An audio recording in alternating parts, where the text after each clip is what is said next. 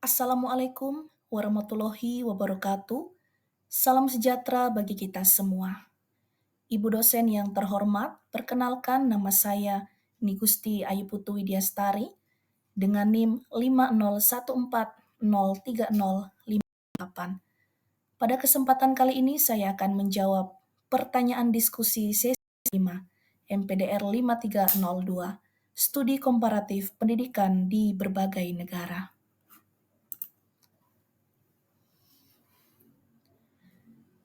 Pertanyaan pertama, saat ini banyak pembicaraan terkait dengan ChatGPT, yakni Artificial Intelligence atau AI, yang dapat berkomunikasi dan menemukan solusi akan banyak hal. Untuk beberapa kasus dalam dunia pendidikan, ChatGPT dapat menemukan dan menjawab soal-soal matematika, sains, dan sebagainya. Sebagai seorang pendidik, bagaimana Anda menyikapi fenomena ini dilihat dari kelebihan dan kekurangan AI ini dalam proses pembelajaran dengan mengacu pada MBP, MPDR 5302, serta sumber lainnya. Anda juga dapat mengutarakan pengalaman Anda dalam pemanfaatan AI pada proses pembelajaran di kelas atau di sekolah. Baik, saya akan menjawab pertanyaan nomor 1. Pemanfaatan Artificial Intelligence atau AI, ChatGPT dalam pembelajaran. Saya akan membahas tentang kelebihan, kekurangan, dan refleksi pendidik. Perkembangan teknologi digital yang pesat telah membawa perubahan besar dalam dunia pendidikan. Salah satu inovasi yang banyak diperbincangkan saat ini adalah kehadiran dari AI, khususnya aplikasi ChatGPT yang dikembangkan oleh OpenAI. Teknologi ini mampu memahami konteks bahasa alami dan memberikan respon yang menyerupai percakapan manusia. Dalam konteks pendidikan, ChatGPT dapat menjawab soal-soal matematika, sains, bahkan membantu menulis esai atau merancang proyek pembelajaran secara cepat dan efisien. Menurut panduan buku materi pokok MPDR 5302, Studi Komparatif Pendidikan di Berbagai Negara, teknologi dalam pendidikan memiliki dua fungsi utama, sebagai alat bantu pengerjaan atau perhitungan dan sebagai alat belajar yang interaktif dan adaptif. Dalam konteks ini, ChatGPT dapat dikategorikan sebagai alat belajar yang interaktif, membantu siswa dalam memahami konsep, memberikan contoh soal, serta memberikan umpan balik secara langsung. Sebagai pendidik, saya melihat bahwa AI seperti ChatGPT membuka peluang besar dalam pembelajaran, tetapi juga menghadirkan tantangan etis dan pedagogis yang perlu diantisipasi.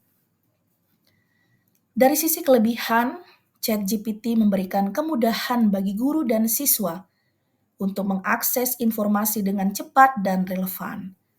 Guru dapat menggunakan AI sebagai media bantu untuk membuat soal, menyusun modul ajar, atau mencari referensi akademik. Sementara bagi siswa, ChatGPT dapat menjadi sumber belajar mandiri yang mendorong keterampilan berpikir kritis dan eksploratif.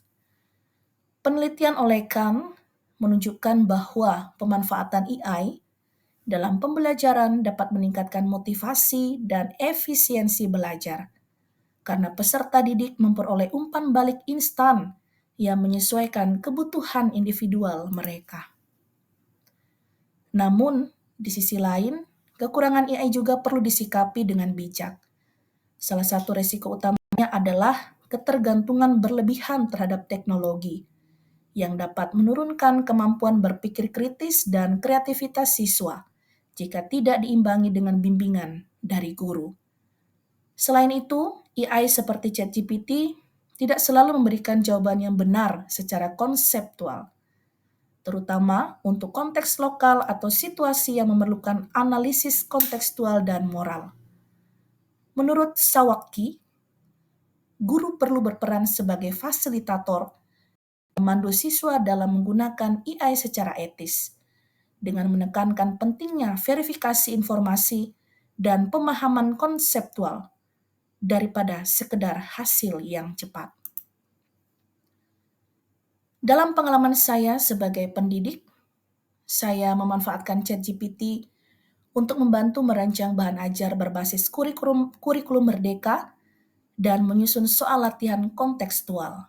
Misalnya, pada pembelajaran IPAS kelas 4 SD, ChatGPT saya gunakan untuk memperoleh ide eksperimen sederhana yang sesuai dengan tema energi.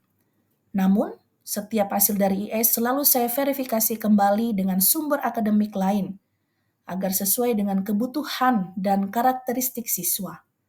Dengan demikian, AI berperan sebagai asisten pedagogis digital, bukan pengganti peran guru.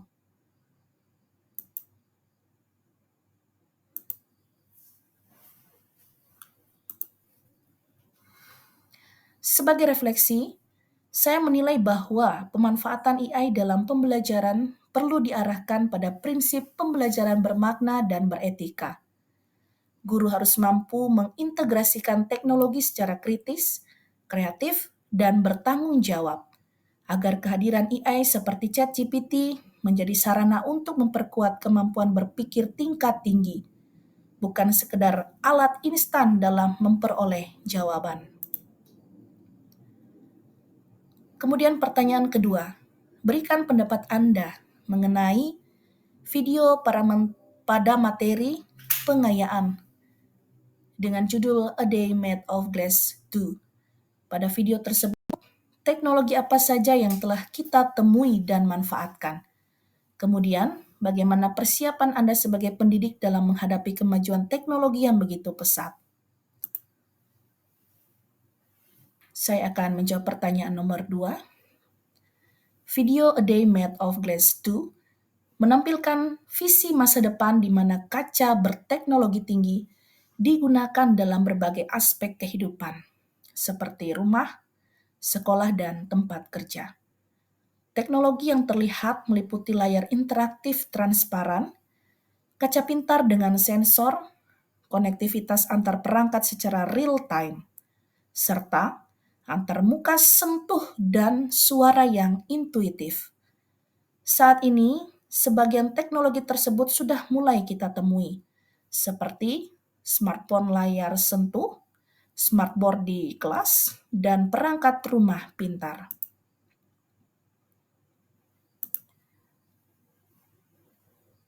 Kemudian manfaat teknologi ini antara lain mempermudah akses informasi, meningkatkan kolaborasi, dan menciptakan pengalaman belajar yang interaktif dan kontekstual.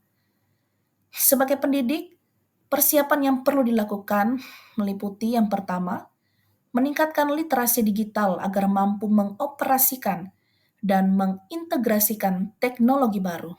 Kedua, merancang pembelajaran inovatif dan kolaboratif dengan memanfaatkan media digital. Ketiga, menyiapkan infrastruktur dan sumber daya teknologi di kelas.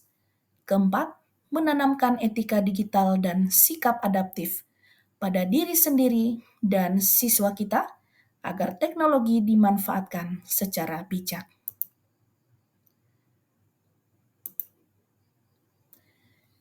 Dengan demikian, guru harus siap menjadi fasilitator pembelajaran abad ke-21 yang kreatif, adaptif, dan mampu mengarahkan siswa menghadapi kemajuan teknologi secara positif. Demikian pemaparan jawaban diskusi sesi kelima.